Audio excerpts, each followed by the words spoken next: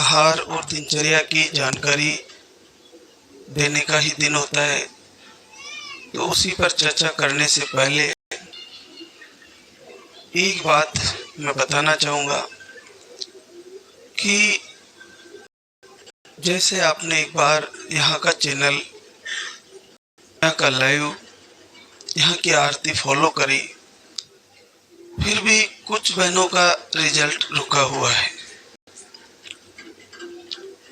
जैसे आपने, हम बताते हैं कि 3 से 5 या 6 महीने तक भी आहार लेना चाहिए। सबकी अलग समस्या और अलग अलग बॉडी की, शरीर की प्रकृति होती है।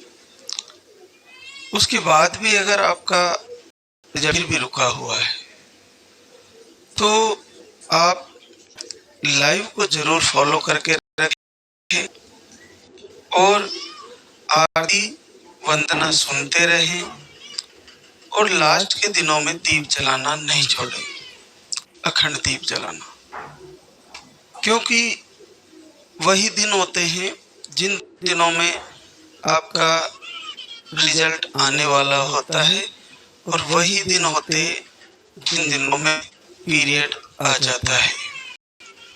तो पीरियड को आने से रोकने का संकल्प करते हुए, पॉजिटिव आने का संकल्प करते हुए, कुल का दीप जलाने का संकल्प करते हुए, एक दिव्य आत्मा को अपने गर्भ में बुलाने का संकल्प करते हुए, लाल धगी सरगार का दीप जलाते हुए, बार बार प्रार्थना करते हुए, लास्ट के दिनों में केवल एक ही शब्द होना चाहिए कि मेरा इस महीने पॉजिटिव आ रहा है, इस महीने पॉजिटिव आ रहा है, इस महीने पॉजिटिव आ रहा है।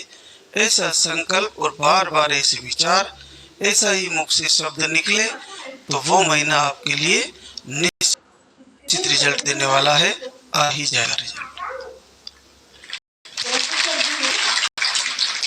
क्योंकि क्या होता है कि एक महारथी जिसके पास उस समय के विश्व के सबसे बड़े दिव्यास्त्र महारथी करण, और उसको उसका ही सारथी बार बार ये कह रहा था तुम हारोगे, तुम युद्ध नहीं जीतने वाले,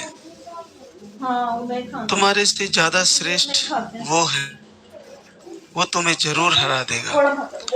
ऐसे शब्दों को सुनने से नकारात्मक ऊर्जा प्रकट होती है, नेगेटिव शक्तियां जनरेट होती है और अपने मन को जिस कार्य के लिए हमने लगाया है, जिस काम के लिए हमने लगाया है, प्रभु से जोड़ा है, एक दिव्य आत्मा को बुलाने के लिए, और लाल धगी सरकार से हम बार बार प्रार्थना कर रहे हैं।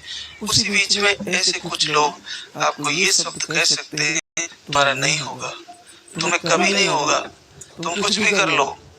ऐसे लोगों से उस समय के लिए दूर रहे और कम से कम घर में हस्बैंड लोग तो अपनी पत्नी को ये ना कहे कि तुम्हारा नहीं आएगा, तुम्हें छोड़ दूंगा। ऐसे शब्दों का प्रयोग उस समय के लिए ना करें। तो आप देखिए कि आप जो नकारात्मक बात सोच रहे हो, दूसरा विवाह करने की बातें सोच रहे हो, उसकी जरूरत ना पड़ेगी। इसी अर्धांगिनी के द्वारा आपके कुल का दीप जलेगा, आपका वंश आगे बढ़ेगा।